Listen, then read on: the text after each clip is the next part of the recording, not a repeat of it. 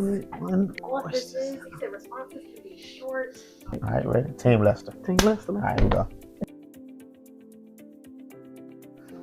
My favorite Bible verse comes out of the book of Philippians 4:8. Whatever things are noble, just, pure, and of a good report, focus on these things. Always remain positive. Always focus on the good things, not the worst. Things that build up and not tear down. So I try to live by that principle. So that's my favorite verse. It's dear to my heart. My favorite Bible verse is Proverbs chapter 3, verse 5 and 6. Trust in the Lord with all thine heart and lean not into thy own understanding. In all the ways acknowledge him and he shall direct your path. And that's what me, because the type of person that I am, I'm an overthinker. So I have to remind myself to lean not to my own understanding and just trust in the Lord. And he'll direct my path and, make everything what it should be. Amazing. What's most rewarding for me, just the calls. It's one thing to be a shepherd over a flock, but when the flock constantly checks on the shepherd to make sure he's okay, it's kind of like a reverse dynamic of things. And I would get calls from one of my deacons, just throughout the day. Hey, Reb, just checking in on you, just seeing how your day going. I just seeing how your soul navigating. I mean, just little stuff like that. Or one of my one of the ladies from my pastor's aide, she'll call me and give me a joke, and I immediately start smiling when I get those calls. So I have a fun congregation, by the way. Colbert Grove is some of the most wittiest people, and hey, it's been wonderful. And so what's rewarding is the love that's shown back and forth between the pastor and the flock. And so it's a never dull moment, I tell you. And for me, it's the love. It's coming here. We've been here 4 years. A lot of it helped fill the void in my life from losing my mom in 2020, and the mothers and all the members, deacons, and just having the love around me when I walk in, and me being able to, show that love back is such rewarding. Very nice people, and like I say, it's a great congregation. I would say to make sure that the both of you are aligned with the same beliefs. That's the core. It was easy when I met my sugar plum. Not just playing. It was easy because I knew that she was a Christ-loving person. She loved God, and she was a member of a Baptist church, and I was a church musician at a Baptist church, and that was easy. Just being believers and loving God, and God is love, so you can't love one another without having the love of God in your life. And so once you establish those two, the rest will come easy. He'll give you wisdom. He'll give you knowledge on how to make sure that each other are covered. And so that's one thing that it was kind of easy. I feel when you have the same belief system, yes, it's easy when you, like the Bible say, be fruitful and multiply. When we start to multiply with children, it's easy to teach that. Maybe they don't want to hear daddy one day. They can get it from mama, but it's coming from the same umbrella of belief. So that's being equally yoked. Yes, equally exactly. yoked. Yes, Have to be equally yoked.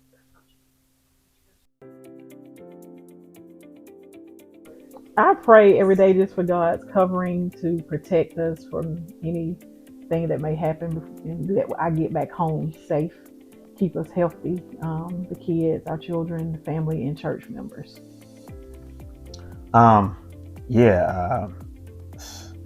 As a leader of my own household, I have to ask for God's guidance and help to give me wisdom and make sure that, my family is covered. I need help being the man of the house. I constantly have to check on my wife, make sure my son's good. We have a daughter out of town in college, and daddy can't be there. And that's hard when you have a child across multiple states and something, go wrong, or flat tire on the car or anything. And it does something to a man when daddy just can't get there just like that, and or anything. And I just need God's provision to stretch out and make sure that she's covered. And us men, we are proud, but we need help from the Lord to do what we do. I'm the grill master. I can grill some hot dogs, sausage dogs. I can make some mean hamburgers on the grill only, just on the grill. Now you take me off the grill and put me in the kitchen, you might get sick. I'm gonna be honest with you. So to answer that question, I am the better cook. But like you say, on the grill, I give him that. He's the grill master. That's funny. That's funny. I would be a rock and roll singer. No, just kidding. If I was not in ministry, well, I like my job. I drive. By the way, I am a vocational pastor, so I do have a day job, and I drive a delivery truck during the day. But if I was not in ministry, I really do believe I probably would be driving 18-wheeler. Yeah, without a shadow of a doubt. I love trucks. Yeah.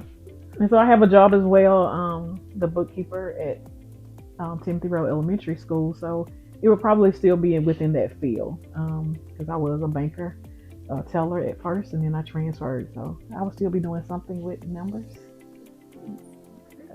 You like math? Yes, I love math. Brainiac.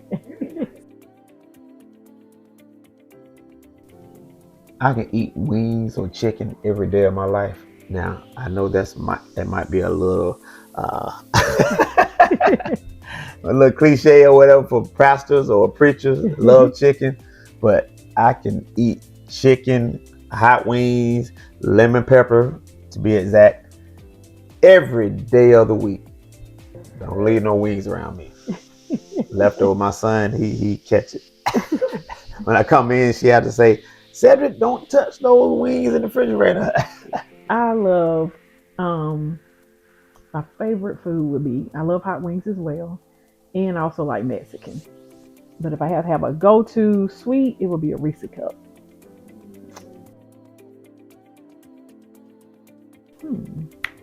That would be Right here.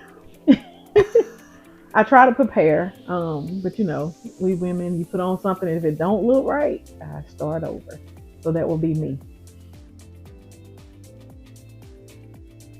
Dubai. I don't know why Dubai.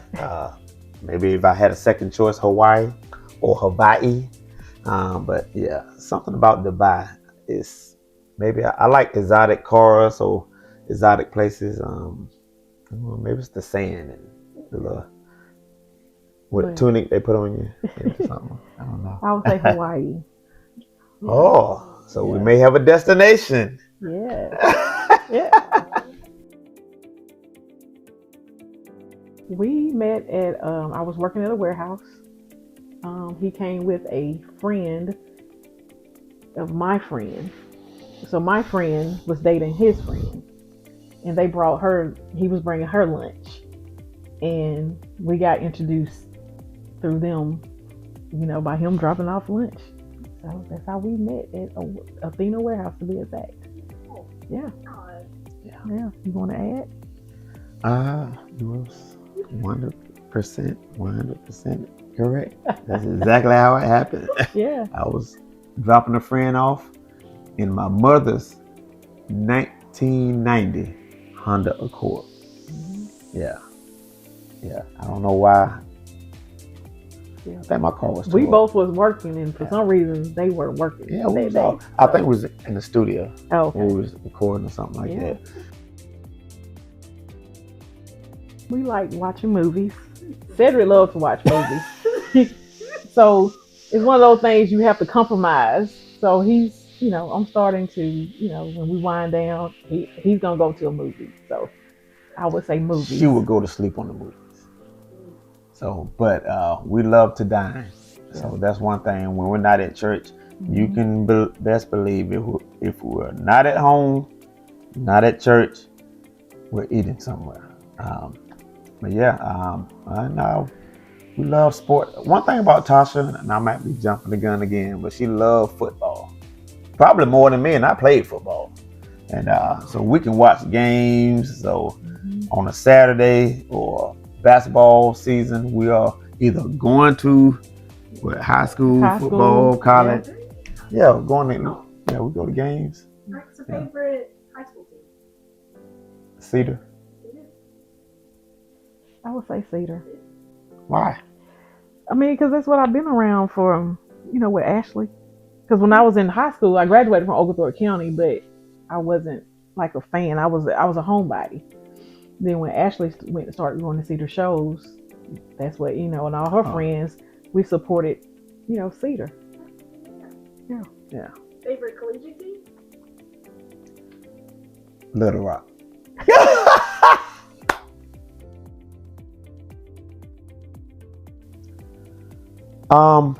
Well, from college to pros, I'm a Georgia guy. So, I love Georgia. I think we all love Georgia, quite frankly. Falcons. I mean, yeah. So, I mean, it's easy. Falcons. But if Shador if he starts playing quarterback, then I'm sorry, Falcons. I'm riding with Dion and the crew. I'm sorry. Call me bandwagon. I don't care. I'm gonna enjoy watching Shador. I look forward to the growth, and we can start helping more with the community. Looking forward to, when we get youth, so we can have a youth program, youth department, and just getting to seeing souls saved and lives changed. That's like what I, pray for, that we be able to save more people and bring them to Christ. And from a minister aspect, just miracle signs and wonders. I love seeing people get healed through prayer and fasting and just the hand of God on people's lives. It does a pastor or any preacher. It just thrills me when I see a saint, their countenance when they come in one way, but when God really do a work on their lives and just change them for the better, that it lights a fire in me. And as well as the growth, as well as new members, membership, we take in new membership, baptizing. I mean, I guess that's personal, a revelation for me as a pastor, but just seeing the flock come together and multiply. Just like the Bible says, enter into his gates with thanksgiving and into his courts with praise. So when you come through those doors, I want people to feel the anticipation of the move of God. Yeah. I don't want the atmosphere to be sad or sorrowful. Of course, we can play the mood, the sound. It sets the atmosphere. So I love praise. So you should come in just like the scripture is saying, make a joyful noise, joyful. And if you're feeling down, if you come to Colbert Grove and you're still down, something's wrong. Because when I get on that microphone, my duty is to build you up. God's duty is to build you up, and He'll use me as an instrument. So I want to correct that. God will use me as an instrument to make sure when you leave church, you're going to leave empowered and excited about the next level of your life. That's my focus, and that's my calling, to make sure God's people leave this sanctuary on top and feeling with a new fire lit up under them. So that's my passion. And I want people, when they come, to the experience of feeling welcome. Not, you leave, because you can go some places you don't feel welcome. I want them to feel the love as soon as, they walk in, and feel, like the presence of the Lord, and everybody is happy, and, just making them feel comfortable. That we are created to serve Him. We are created to worship.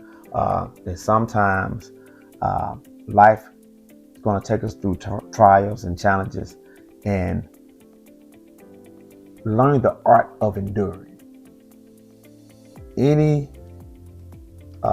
area in your life that you probably feel stagnated, or you're confused, or you're waiting on, or you're having the why me's. Lord, why me? Or this is not right. Keep enduring, and knowing that due season, endure for due season. Due season will come. But when you're operating out of season, just know your change is on the other side. Trust God, believe God through the sad times, through the bad times, knowing that joy is going to come in the morning. That's what I would want people to understand about God. Like, He tries the ones He loves. He loves you. So He's going to try you. He's going to test your love for Him. And so without preaching, just understand the art of enduring. Yes, patience, faith. Amen. You just said something.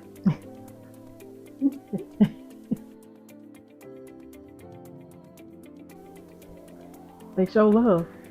I mean, they really loving people. I mean, I love the congregation.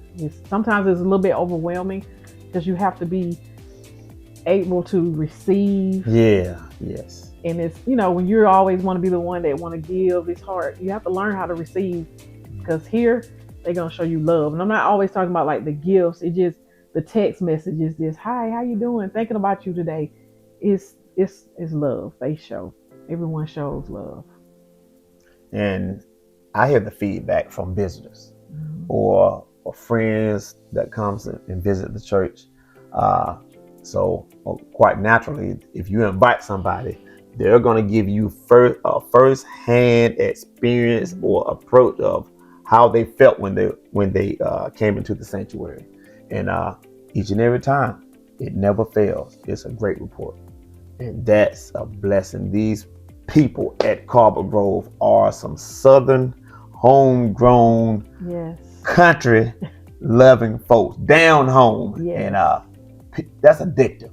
It's addictive. So if you need love, come here. Somebody's going to show you love when you hit those doors. And the people don't lie.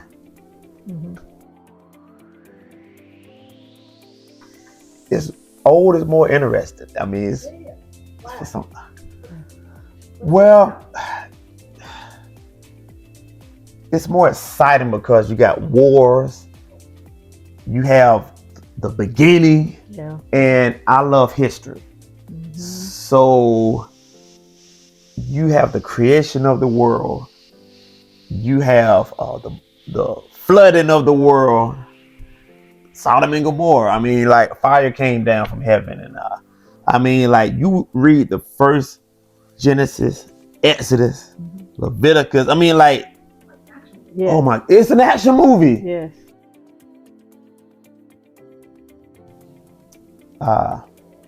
Trading Places. Eddie Murphy, Dan Aykroyd. Loving basketball. Coffee. Tea.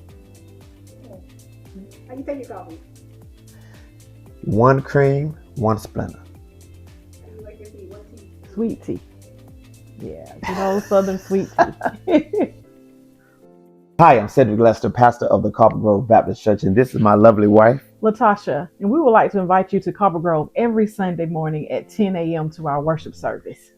Every Sunday morning we have worship service at 10, just like she said. Bible study every Wednesday at 6 p.m. And every Monday we have a prayer call on WhatsApp. Come and join us. We look forward to seeing you worship with us each and every Sunday.